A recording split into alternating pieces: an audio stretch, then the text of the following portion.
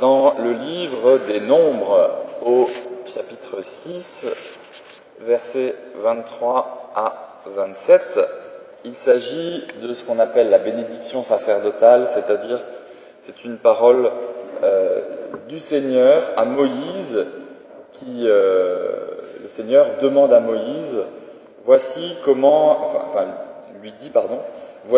Aaron et ses enfants béniront les Israélites. Alors écoutez, quel est l'énoncé de cette bénédiction? Que le Seigneur vous bénisse, qu'il vous protège, que le Seigneur fasse briller sur vous son visage et qu'il ait pitié de vous, qu'il vous regarde avec bonté et qu'il vous donne la paix.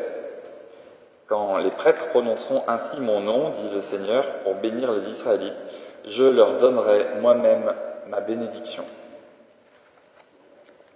Et puis dans l'épître de Jacques, exactement de l'autre côté des Écritures, dans le Nouveau Testament,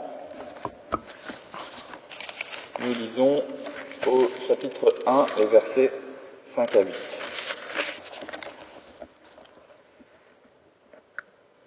Si quelqu'un parmi vous manque de sagesse, il doit la demander à Dieu, et Dieu lui donnera cette sagesse. En effet, Dieu donne à tous généreusement, sans faire de reproche. Mais il faut qu'il demande avec foi sans douter. Celui qui doute ressemble à une grosse vague de la mer que le vent soulève et agite. Celui-là ne doit pas penser qu'il va recevoir quelque chose du Seigneur. C'est quelqu'un qui ne sait pas choisir sa route. Tantôt il avance, tantôt il recule. Romains 12, verset 14. Bénissez ceux qui vous font souffrir. Souhaitez-leur du bien et non du mal. Amen. Ceux qui suivent un petit peu l'actualité de l'Église protestante unie savent que nous sommes en train de travailler jusqu'à l'Ascension 2015 sur un dossier dont l'intitulé est la bénédiction. Nous faisons des retrouvailles avec cette thématique de la bénédiction pour comprendre ce que bénir veut dire. Alors quand on cherche à comprendre ce qu'un mot veut dire, j'imagine que votre réflexe doit être le même que le mien. On va chercher dans un dictionnaire, ou peut-être même plus particulièrement dans un dictionnaire d'étymologie. Quand ce mot bénir, on l'a lu dans les écritures bibliques, on va essayer de voir ce qu'il veut dire en hébreu, en grec, pour essayer de commencer à faire un peu le tour de la question. Alors, bénir, qu'est-ce que ça veut dire? Eh bien, bénédiction en français, c'est assez facile à comprendre. Hein. Béné, c'est bien, et diction, c'est dire. C'est quelque chose que l'on dit. Donc, une bénédiction, c'est quand on dit quelque chose de bien. Quand on dit le bien sur la personne. Ça, c'est en français, et avec notre racine latine. En hébreu, c'est un mot que vous connaissez, puisque c'est le prénom du président américain, Barak. Et la bénédiction, ça signifie quelque chose qui est transmis positivement d'un père à son fils, un héritage. Vous savez, c'est ce geste qu'ont fait les différents patriarches sur leurs enfants, de mettre la main sur leur tête. Il y a quelques patriarches plaisantins qui ont croisé les mains pour que la bénédiction n'aille pas sur l'aîné, mais qu'elle aille sur le cadet, puisque c'est la bénédiction de la main droite qui est la plus forte. Voilà, donc il y a tout un enjeu dans cette bénédiction, dans cette transmission. C'est comme si on transmettait tout un héritage à la fois financier, mais c'est presque la plus petite partie de cet héritage, mais surtout l'héritage du nom, l'héritage de la primauté dans la famille, l'héritage de la fonction de chef de famille, l'héritage de toute l'histoire de l'ethnie, etc., etc. Donc cette bénédiction, c'est une parole bonne et une parole de transmission de ce qu'il y a de meilleur, de ce qu'il y a de bon. Et à force d'être conscient de cette étymologie, comme quoi bénir, c'est dire du bien, à force de l'avoir dit même jusque dans nos liturgies de mariage, puisque dans la liturgie de mariage de l'Église réformée de France, il y avait cette phrase « bénir, c'est dire du bien de quelqu'un et faire tout son possible pour que ce bien s'accomplisse », une très belle phrase. En même temps, nous avons petit à petit laissé glisser le sens de cette bénédiction comme étant juste une forme de la pensée positive, c'est-à-dire donner des paroles gentilles, donner des paroles sympathiques, dire un peu à l'américaine « vous êtes formidable », dire, vous savez, parce que c'est vrai que c'est mieux pour les relations interpersonnelles, dire « ah, j'aime beaucoup ce que vous faites ». Vous voyez, des paroles de valorisation. Ce qui est bien, c'est essentiel de pouvoir avoir une parole de valorisation pour un individu, mais en même temps, quand on parle de bénédiction dans les Écritures, on n'est pas forcément dans l'idée d'une parole de valorisation au sens de l'émotion qui va accueillir cette bénédiction en disant « ah, ça me fait du bien, ah, ça me fait plaisir ». Dans l'idée de bénédiction, il y a d'abord, non pas l'émotion, le sentimentalisme ou les sentiments, il y a vraiment l'idée de transmettre quelque chose qui est bien, qui est bon. Et qu'est-ce qui est bien? Qu'est-ce qui est bon? Là, la grande difficulté, c'est que depuis Genèse 3, nous ne savons plus. C'est la quête fondamentale de l'être humain de se dire « je vais maîtriser ce qui est bien et ce qui est mal ». Je vais réussir à manger de cet arbre de la connaissance du bien et du mal, dont Dieu m'a dit n'essaye même pas d'en manger parce que tu n'en sauras pas en gérer les conséquences, mais le serpent me dit goûte, tu vas voir, ça va être bon. Tu vas être, il ne le dit pas, mais sa pensée derrière, tu vas être dans l'illusion de la maîtrise de toutes les choses de ta vie, et tu vas croire que c'est bon de maîtriser. Voilà, ça c'est la proposition du serpent, et donc on se retrouve avec cette illusion de pouvoir, d'une façon ou d'une autre, connaître, et qui dit connaître dit prendre, hein, comme dans comprendre. Hein. On prend quelque chose, on le tient, et on a cette illusion de saisir véritablement les choses qui sont bonnes et les choses qui sont mauvaises dans notre vie, alors que notre expérience, dès qu'on a dépassé un tout petit peu l'adolescence, même si on la dépasse parfois tardivement, c'est quand même que on ne comprend globalement pas ce qui est bon et ce qui est mauvais. Combien de fois avez-vous fait un geste, une action, essayé de transmettre une parole dont vous aviez voulu qu'elle soit bonne pour celui qui devait la recevoir, et ça a porté à des conséquences catastrophiques. C'est la base même de l'action humanitaire, la générosité qui détruit tous les équilibres économiques dans les pays qu'on va aider.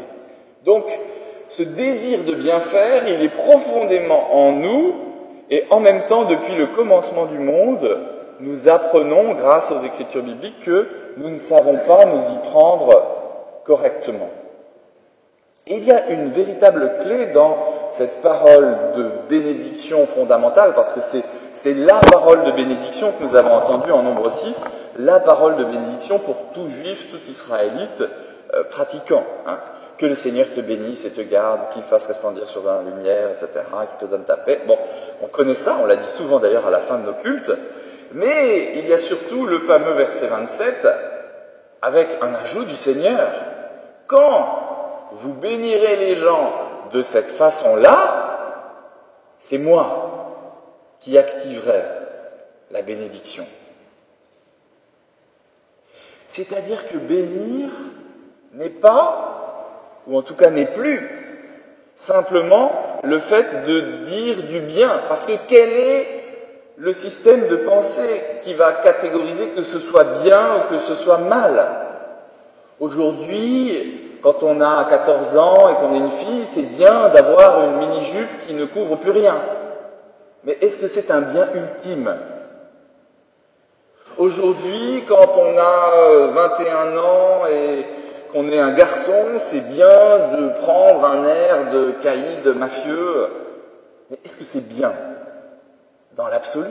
C'est bien pour un groupe de pensée, c'est bien à l'intérieur d'un petit système de référence qui est celui d'un groupe.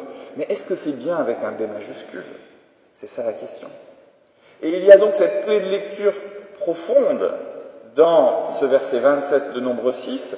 C'est bien si j'ai dit que c'était bien, dit le Seigneur. Si moi, l'Éternel, créateur du ciel et de la terre, sauveur de l'humanité, consolateur de tout cœur brisé, si moi je dis que c'est bien, eh bien c'est bien. Et se dit, si je dis que ça n'est pas bien, ça n'est pas bien. C'est la base même de l'activité de Dieu. Pensez toujours à notre fameux livre de la Genèse. Quand Dieu crée les choses, crée la lumière, ah c'est bien, c'est bon, on lit dans certaines de nos traductions bibliques, hein, mais c'est vraiment bien, top. Et c'est un cri de Dieu, à chaque fois qu'il fait quelque chose dans la création, il dit « Ah, c'est bien, c'est bien, c'est bien, c'est bien ». Et même quand il crée l'être humain, il dit « Ah, ça c'est très bien, c'est très bien ». Ce qui signifie que si vous dites qu'un être humain est une crevure ou qu'il n'est rien, vous êtes juste en train de proclamer l'inverse de ce que l'Éternel a proclamé sur lui. Il faut s'en rappeler, quand même. Dieu a dit c'est très bien. L'être humain, c'est très bien. Donc quand on est dans une anthropologie hyper pessimiste et qu'on voit des gens se plaindre de l'humanité, oh là là, on s'en sortira jamais, on est tous pourris, etc. C'est pas le projet de Dieu. C'est pas le discours de Dieu. Dieu connaît ce qui s'est passé après, à savoir la chute, mais il sait que son projet initial est quand même ce très bien qui n'a pas été prononcé sur autre chose que sur l'humain, au commencement du monde. C'est très bien. Et puis au bout d'un moment, eh bien, le Seigneur dit « Ah ça c'est pas bien !» Lo tov en hébreu. C'est pas bien. Et quand est-ce qu'il dit ça? Il dit ça quand Adam s'embête à mourir, qu'il est tout seul. Ça c'est pas bien. Alors quand nous on va dire la solitude, l'autonomie, c'est le summum de l'accomplissement humain. Nous pensons que c'est une bénédiction. Dans notre système de référence, dans le système de référence du Créateur du ciel et de la terre, c'est la pire des malédictions. L'autonomie. Je me fixe mes propres lois à moi. Je suis le centre de mon monde. C'est une malédiction terrible de solitude et d'isolement. Voilà. Donc, la bénédiction dans les écritures bibliques n'est rien d'autre qu'un écho au bien que Dieu aura proclamé à un moment ou à un autre sur telle ou telle chose. Quand nous bénissons, ainsi que les grands prêtres d'Israël avec Nombre 6, quand nous bénissons, nous ne faisons que répéter, nous ne faisons que dupliquer, nous ne faisons que répondre, mais vraiment au sens de l'écho, dans les montagnes où on entend 1, 2, 3, 4 fois la même parole, qui n'est que la duplication de la parole première. Nous ne faisons, quand nous bénissons, qu'être un écho du bien de Dieu, proclamé sur telle ou telle chose. Alors de quel droit, en tant qu'humains, nous dirions qu'autre chose est bien? Nous en avons tout le droit, effectivement, en tant qu'humains, si nous sommes simplement des citoyens, si nous sommes simplement des Français ou des athées, ou je ne sais pas comment vous vous définissez, des contribuables, nous avons le droit de dire de tout ce qu'on veut que c'est bien. Mais quand nous sommes chrétiens ou juifs, nous perdons ce droit de dire un peu au hasard de nos sentiments que telle chose est bonne ou que telle chose est mauvaise.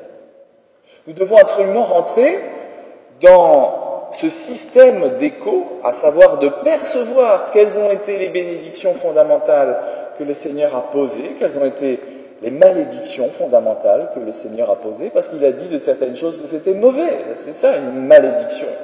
Dieu dit c'est mauvais, eh bien c'est mauvais. Et si tu le fais, ben c'est mauvais pour toi. Donc si nous sommes simplement des gentils Français athées, etc., il n'y a aucun problème que nous disions de n'importe quoi, que ce soit bien. Mais si nous disons que celui qui régule notre existence, celui qui nourrit notre foi, celui qui fait avancer notre réflexion, est bien le Père de Jésus-Christ, à ce moment-là, nous ne sommes plus dans une espèce de libre arbitre ou d'une liberté sans limite pour dire ce qui est bien et ce qui n'est pas bien. Évidemment que dans pas mal de préceptes des Écritures, nous pourrons prendre du recul et nous douter que certaines exigences qui se trouvent même dans la Bible peuvent être des exigences qui ne sont pas forcément directement celles de Dieu, mais qui peuvent être des exigences propres à la culture hébraïque, à la culture proche-orientale, à la culture juive. L'interdit massif de manger du lièvre n'a quand même pas la même importance que l'interdit de dire du mal d'un être humain. Nous pouvons effectivement prendre un peu de recul ponctuellement par rapport à certains bons et certains mauvais proclamés par certains passages. Mais pour autant, nous ne pouvons pas, comme dans l'exemple que je donnais tout à l'heure, dire qu'une vie idéalement coupée de toute relation, une vie d'isolement, je ne parle pas de solitude, je parle d'isolement, une vie d'isolement serait une chose bonne, parce que c'est le premier mauvais que Dieu a prononcé. Ce qui fait que dans notre réflexion, et dans notre réflexion sur toutes les conséquences pratiques des bénédictions que l'Église donne, nous sommes prêts à bénir chaque être humain. Parce que tout être humain doit être béni, et encore plus par ceux qui vivent au nom de Jésus-Christ. Mais quand je bénis un être humain, je ne bénis pas forcément tout ce dont il est porteur. Certains de ses choix politiques qui peuvent être effrayants, certains de ses choix de vie qui peuvent être bizarres. Je ne suis pas obligé de bénir ça quand je bénis sa personne, parce que je bénis la créature de Dieu et non pas ce qui a été transformé par la culture, les habitudes, l'éducation et le reste. Donc je bénis une personne sans cautionner tout ce que cette personne peut véhiculer. Et quand je commence à vouloir bénir une institution, bénir les autorités, par exemple, comme nous y invite Paul, quand je pense bénir des types d'union humaine, bénir une église, bénir un couple, eh bien, ce qui doit faire ma référence, ce sont les Écritures bibliques. Simplement en écho à ce dont Dieu a dit, ça c'est bien, et ça c'est pas terrible. Vous voyez, nous pouvons bénir sans juger, nous pouvons bénir sans ostraciser, nous pouvons aussi refuser de bénir quand on nous demandera de bénir une Mercedes pour qu'elle gagne les 24 heures du Mans, par exemple. Vous voyez, c'est un choix que nous faisons, et nous ne le faisons pas selon notre bon vouloir, selon notre bon plaisir, mais simplement parce que l'Éternel a dit en Nombre 6, 27, « Quand tu béniras de cette façon-là que je t'indique, c'est moi qui bénirai. »